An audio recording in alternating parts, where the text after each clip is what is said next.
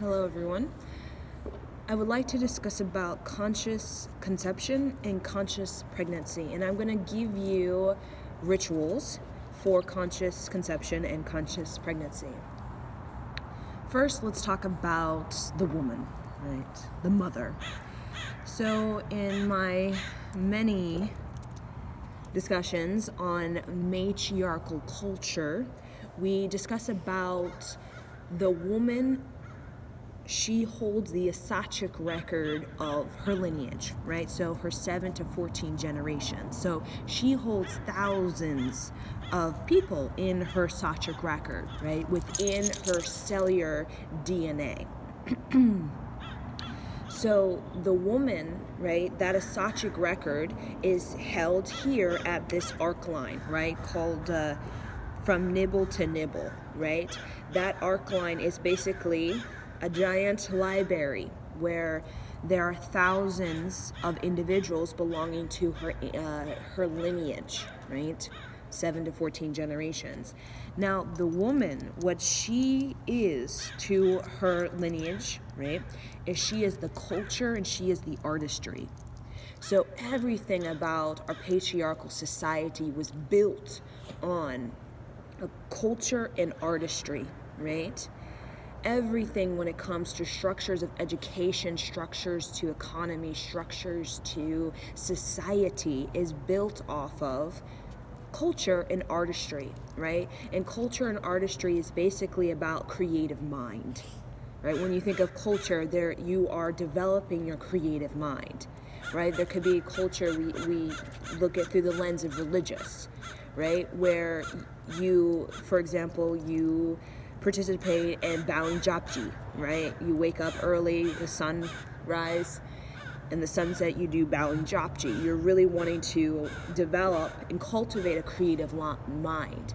Even when you are, for example, you are participating in, I like to say, a Hindu wedding, right? The brightness, the color, the sort of ceremony is you're cultivating a creative mind. Even when you go to the temple of Ganesh, what are you doing? You're developing and cultivating your creative mind, right? Even when you go to, we can say even go to the Catholic Church, right? There is connecting with the story, right, of Jesus and the disciples. You're wanting to cultivate a creative mind, right? So culture is not just religious, right? It's just in our patriarchal identity, we associate culture a lot of times with organized religion because the monarch has made organized religion as our primary focus, right? Because we need to burn off our karma before we can actually excel, right? Because we're all sinners and our generations are sinners and we have a lot of karma, so we have to burn all that off before we can actually get to the creative destiny that all of us are here to develop over many lifetimes of study, of experience, and of service. So the woman holds the culture and the artistry, and that's what makes her wise. So in the ancient sort of matriarchal, we could say more tribal times, which are still here, right? Matriarchal culture, and the more so tribal times, the matriarch, there would be a council of women. They would be considered judges, right? Right. Usually when you look at a judge, a lot of times we kind of have this visual of a woman, a strong woman, right? A well-experienced woman who's preferably older, like her 40s, right, or 50s, right? And in this matriarchal time, right, a tribal time where the population is much less than it is today, right?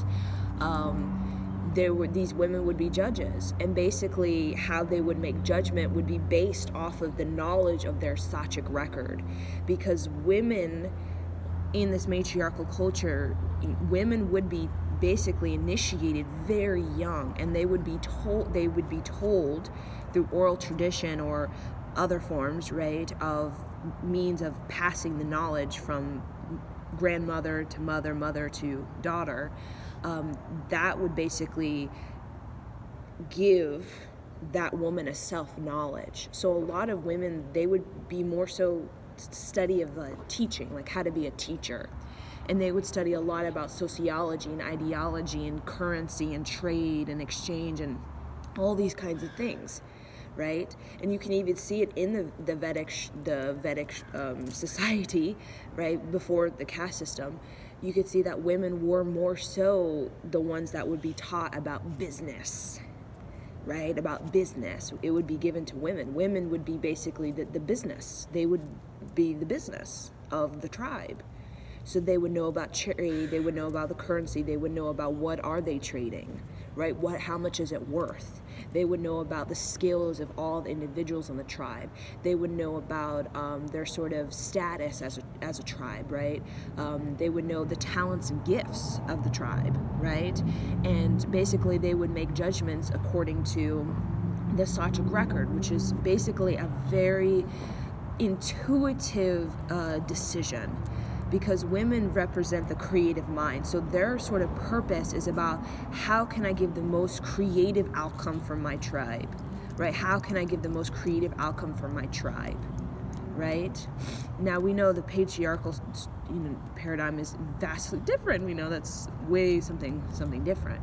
But that's kind of what the woman, the maiden is, and the mother is as well, right? So when it comes to, so that's just about the woman, okay? So she represents culture, she represents artistry, she has a Sachic record of her lineage in her arc line at her nibbles. So think of when she is breastfeeding her child, she's basically the milk, basically represents the nourishment of all her ancestors, all these women, thousands of women in these 14 generations, right? All of these women are basically in the milk of a woman's breast that she gives to her baby, right? And we know in tribal times that a baby in matriarchal time, in tribal sort of matriarchal, the baby, right, was not just the woman. It was like a whole sort of group of women would bless the baby, right? Do we see that in our sort of, right? A lot of us, we have babies and there's a lot of lights, in the hospital. A lot of us have C-sections now. There's just a lot of noise, a lot of times in the hospital, or, it's just, it seems more sort of a lot of haste, right? There's like a hasteness, like the nurses feel very haste and the doctor feels very haste because the doctor has multiple women to deliver in a day, right? So he's like, okay, let's just do it and need to move to the next thing, right? So it doesn't really feel like an actual, it should feel it's a spiritual rite of passage that really is going on, right? Where a lot of the women would be supporting the women, the men would be outside, meaning they wouldn't be they'd be outside, and a lot of the men, they would be gathered, right? Especially if the woman was, you can say like she was a woman, belonging to, we call like a noble status, right? Like she had, her partner was like a noble ranking, right? They would be a lot of sort of, like it's just sort of ceremony about helping the child come in, right? Helping the child come in, because to come into this physical body in this density and maintain your authentic code, you need a lot of support with that, right? Because it's not just a baby, a spirit just coming in, the baby just coming out and then just living the life. It's about, we want the child to be very talented and gifted so that they can learn, experience, and serve the planet very well. So it's not just, just popping a baby out and just, let the baby just feed the baby and that kind of thing. It was more so, this baby has talents and gifts.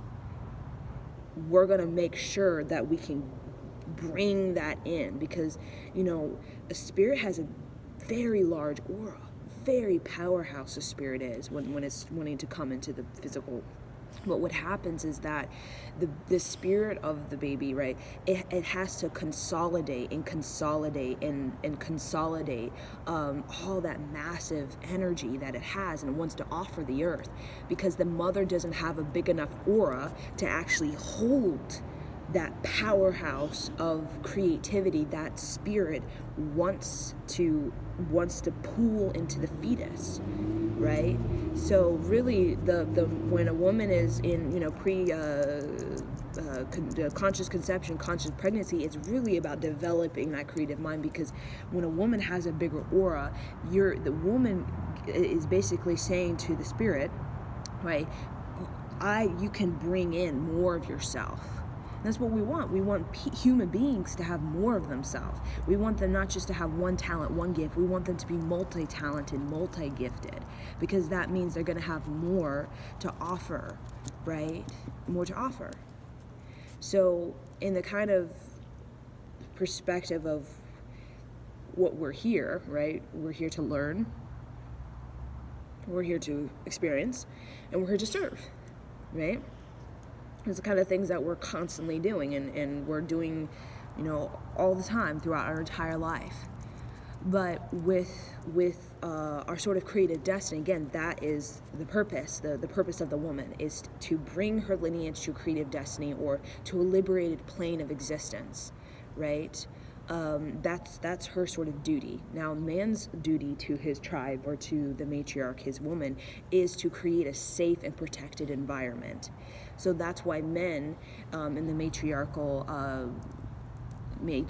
society, there's a lot of warrior practice, where you'll see men really united in this warrior practice, right? But a lot of that warrior practice was very much got led by the creative mind of the woman, right? Because she represents the sacred geometry of the land.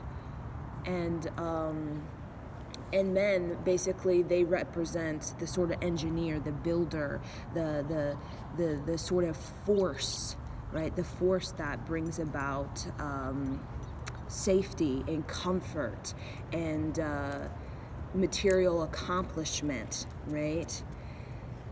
So with conscious conception, okay, so conscious conception, what that looks like, and I'll give you a sort of ritual that is ancient. My sort of, you can say, my Sastric record, right, my memories, I have memories of being in matriarchal Egypt. Again, this is not in our history textbooks. You'll never find this. You'll just see pharaohs, and then you'll see pharaohs and pharaohs, right? So this is, I would say, when we think of Atlantis, and we think of Atlantis in this whole sort of Mediterranean, Aegean Sea, when it comes to the Minoan culture that seems to be in many places, right? We see in the sort of architecture design, we kind of see a sort of Minoan sort of commonality between these islands that have these sort of ruins, we could say, right, that predate Roman time. So I'm saying matriarchal Egypt, probably I'm feeling before we know it's a sort of Atlantean sort of major civilization that was basically went in this whole sort of Aegean, Mediterranean sort of placement. So I'm going to give you a ritual right now. So conscious conception is basically like you and your partner sit down, and usually it's the woman, right, who feels the shift, right, in the relationship, right? You feel the shift in the relationship, or you feel as a woman that you have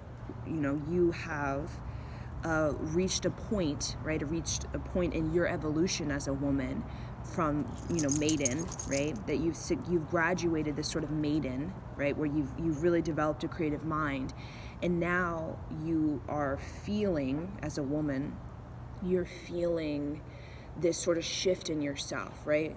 With your partner, you feel this shift in yourself where you are being asked, maybe even by your ancestors, right, as a woman, because your ancestors can come to you and give you that sort of vision, or you on a soul level, you feel that you have much to give. That's the thing about a woman. It's not about the child and it's beautiful and of course children are beautiful. It's more so I have much to give the child, meaning I have graduated a certain level of creative mind, that I have a big enough aura as a woman to really parent a very creative person, right? So you feel like kind of shifting you as a woman, and your partner can feel it. He may feel it as well, because again, it's a two-way street, right? In the relationship, the man and the woman, they both feel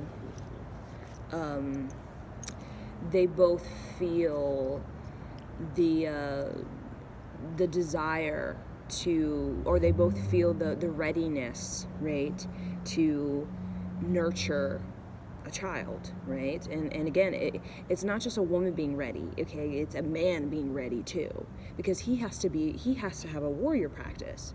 So it's not just about the woman creating, right? And then the man, he's like, I don't know, like, because he has to create a safe and comfortable container. So if he has no sense of protection, or no, he doesn't know how to protect, provide, or create safety, and the woman is having a child and he has no idea how to do that as a man within his own sort of manhood, right? He hasn't even graduated in that study, right? He's still sort of, he's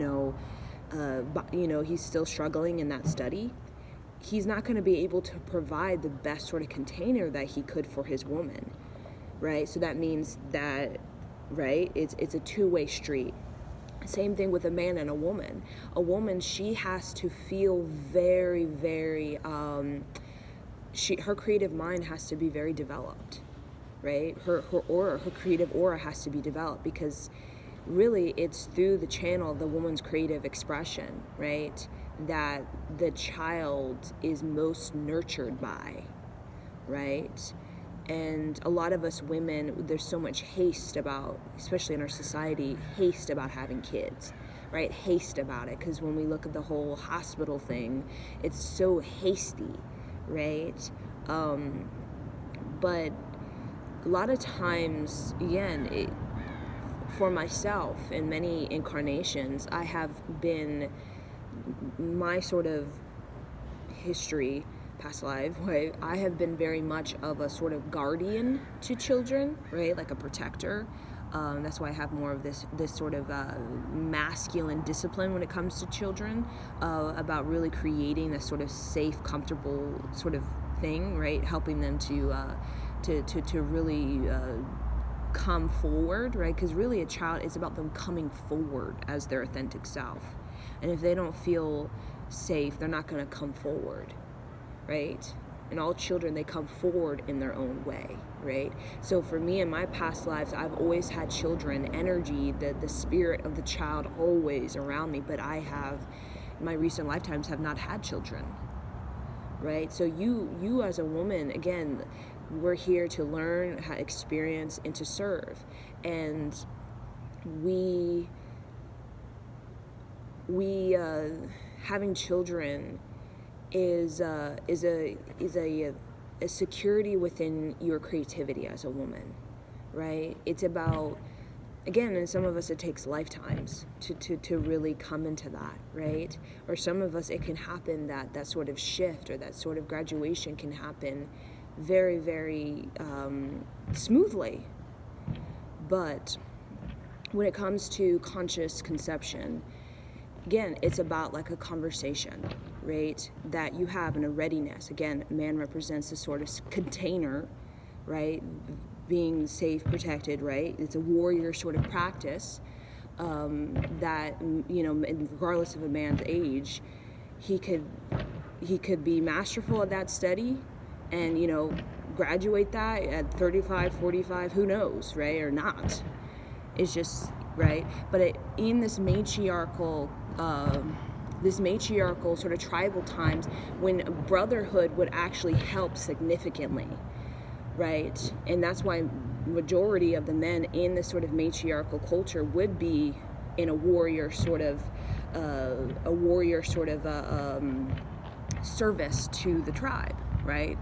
Now we see, like, nomad men, right? You look at, elephants, you look at, the elephant nomads, right? You look at monkey nomads, where basically they're just a bunch of bachelor males, bachelor elephants, bachelor monkeys, and they're just kind of all just doing weird stuff, like, wrestling and jumping and just clawing each other and scratching and all this stuff, right? So we do have that, but in the sort of matriarchal culture, mostly all the men would be very, very dedicated to the sort of structure of the creative practice of everybody, right?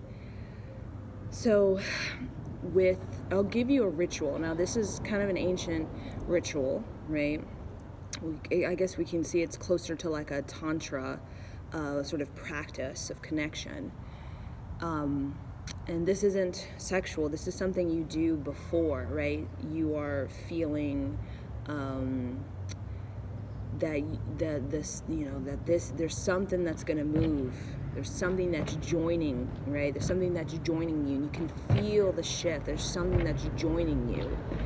So this is a mantra I like to use. So your partner's across from you, and you kind of eye gaze, and the man is chanting Ra, Ra, and the woman is chanting Ma, Ma. So it kind of looks like this. You're just kind of looking straight into each other's eyes and really kind of bringing in this sort of balance in the polarities, right?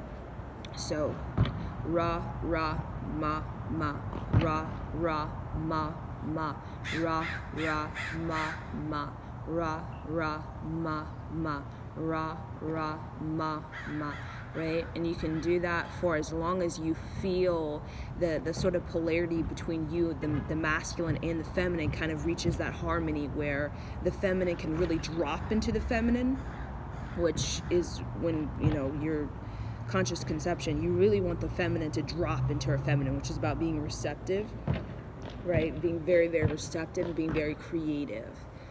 And then a man, he can really drop into him being, providing safety and protection, right? So you can kind of be in your sort of natural sort of positions with each other, right?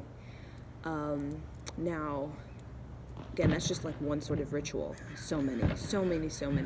But that's just for when you coming together through, sexual intercourse, right?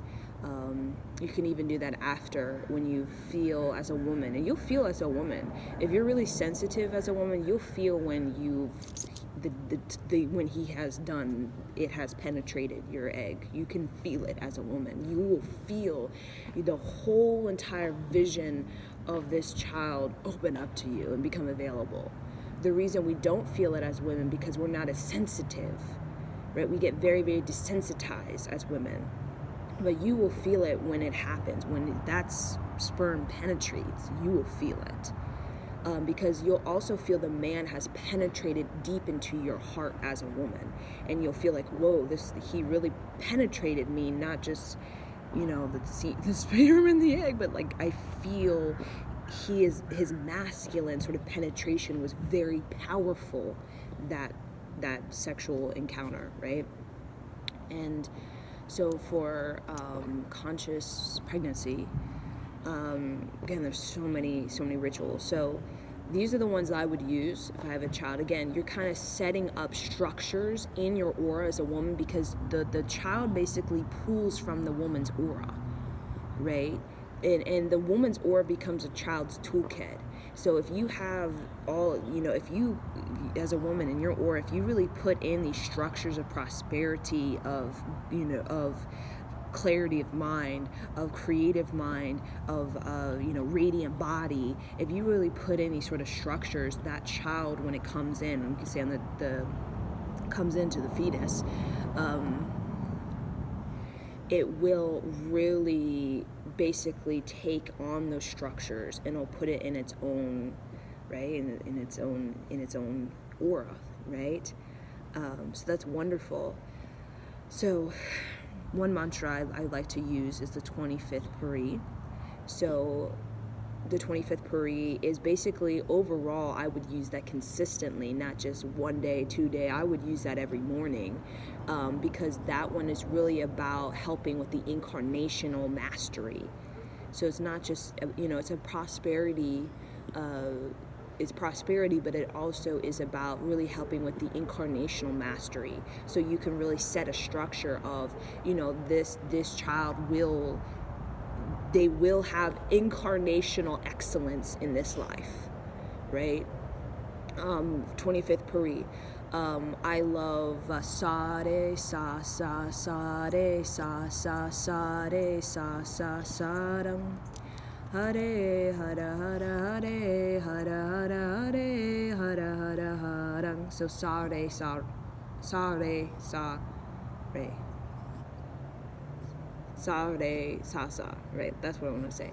And that mantra is wonderful because that really takes out any sort of like enemies of the spirit's past lives, or any sort of inner enemies, or any sort of we call these adversities that may challenge the child's incarnation, right? We all have adversities. It's all in our sort of astrological destiny, right? Or fate and destiny. You can put that in your structure. Now, as a woman, we would prefer doing this before you're pregnant, right? Like probably years before, right? And that's kind of naturally, as maidens, we would be doing this because that's a part of our initiation into a womanhood, is we are meant to basically hold a lot of sort of sound current of like creative victory in the many forms of facing adversity and, facing your enemy, and when it comes to, prosperity and working on your incarnation. So another mantra that I would use, again, so many, I would use Rakehar Raka Han. I believe I pronounced it right. So many in my head. And that one is beautiful as well for really bringing in a creative destiny, right? Really, really fulfilling the talent and the gift, and feeling very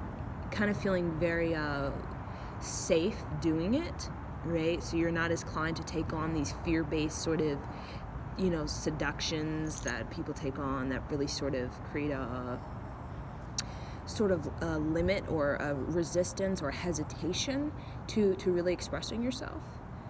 So again, you would chant these, just play them, chant them, especially in your morning sadhana as a woman. I like, Wahe Guru, Wahe Guru, Wahe Guru, Wahe Jio, Wahe Guru, Wahe Guru, Wahe Guru, Wahe Jio. So Wahe Guru, Wahe Jio is the mantra, and you can all find this on Google. And basically this one is about really soothing the soul. It's very soothing of the soul. It's basically about calling in the soul, which the soul is the most magnetic force of a person, right? Is their soul. We know this, right? Without your soul, you're just like a corpse, an empty body, or an empty shell with nothing inside. That's kind of not very radiant, right? So it's that soul calling in a very very strong soul current, sound current. We also have the Guru Ram Das. Guru, Wahe Guru, Guru Ram Das, Guru. That one is very, very soothing, right? We also have the Long Ekonkars, but you will not do while you're pregnant. You can listen to it and you can chant, but you're not doing any of the pull, the squeeze, the sort of navel squeezing up and in that we do, right, when we participate in the Long Ekonkars. And that one is really good for expanding your aura as a woman, cleaning your aura, clearing out your sort of hesitation, resistance, fear, and really putting in a very cosmic sort of sound current in your aura as a woman. And Yes, these are the ones I'm going to use thus far. Probably I will give you more, right? But again, it's so many, right? And we don't really have this, right? We're not really taught about conscious conception or conscious pregnancy. We just just kind of do it, right? Because the whole femininity has been very much, it hasn't really been cultivated in this patriarchal paradigm that we are all in. So a lot of us as women, we don't know what it's like to hold a culture, to hold an artistry within our lineage, or to have a satric record, or to have a self-knowledge. So us as women, we can feel quite unfulfilled and incomplete because we're not satisfying the woman that we are truly, right? And with the man, we know that, the ego of man, that the identity, right, the power struggle, the power games, the power manipulation, all that kind of, I want my gold kingdom, stuff like that. It really, really, it lacks what we call nobility in the way that the leadership of it is disconnected from the actual culture and artistry of being respectful to the earth, right? So therefore there's all these kind of conflicts and draining and taking and all this sort of agitation that men create because they don't have that sort of voice of reason to bring about the balance of the scales, right? So I think I'm gonna leave you guys with that. My little doggy is getting kind of antsy to get his food, so I'm gonna leave you guys with this. So hopefully that this can unlock some things within you. So again, conscious conception and conscious pregnancy in this matriarchal sort of perspective is very much about, as a woman, developing your creative mind, really developing your sensory awareness, your intuition, and really about it's your opportunity as a woman to really experience a deep, you could say a spiritual journey, where you really get to connect with a powerhouse of talents and gifts that want to come through you but need your help. And that's why as a woman, with these tools, you can really create that structure that can help. Because the woman, the child comes in through the woman's, you can say the woman's nervous system. That's how it comes in. And then it connects to the fetus through the umbilical cord of the woman, the nervous system. So a woman's nervous system and the strength of it really reveals how much structure she has in her aura of a powerful sound current, right? And in her body as well, right? So the nervous system basically gives the child a download, and it basically sets up the sort of heartbeat of the child, right? And this heartbeat of the child basically creates the whole sort of system of the child's nervous system, right? They're called energetics of the child. And the energetics is established by the sort of the nervous system of the woman, right? The energetics of the child basically is the vision that creates the organs, the kidneys, the liver, the bone, the tissue. It's the energetics of the heart that really begins to create the basic sort of nervous system, and then the organs begin to kind of develop around that. So if our nervous system as a woman is like, I feel like crap, I'm poor, my husband doesn't like me, or I'm a nervous wreck, I'm very insecure, I don't love myself, you bet the energetics of the child's heartbeat, of course, will begin to structure organs, tissue, blood, that will basically be the woman's nervous system, that will basically reflect the woman's nervous system. And a lot of that energetics of the in utero as an adult can really create the adult sort of nervous system, right? As we know, the person's, right? And if that nervous system has a lot of, again, there's just a lot of weakness in it, right? A lot of weakness, right? That, of course, that will affect anybody, right? The weakness of the nervous system will affect anybody, right? Because it's the nervous system strength that really gives that person the creative edge, right? So the child comes in through the mother's nervous system, it connects with the fetus, and then creates the heart, the heartbeat, the energetics begin to create the other organs, the tissue, the blood, all that kind of stuff. And what really can help facilitate the sort of most rhythmic development of the child, so that the energetics can be really set in a position of a sort of a higher vibration, we'll say, is these mantras, is these rituals, right? And you can even do that. There's just something very, we can use the word magical, right? And there's something very excellent about really putting in the great intention and vision, like what you do with your life, your vision boards, your lists, you're on a journey, and you're trying to manifest some things for yourself, right? You're doing what you got to do, the tools, the learning, the class, whatever it is, to put it in what you need, up level your self-worth, your self-esteem, all these kinds of things that we spend lifetimes doing, right? There's something, putting an intention and giving a vision to the child, right, from both the masculine and the feminine. It really does create a child that really has a secure identity, right? Really has a secure identity. So I'm going to leave you guys with this.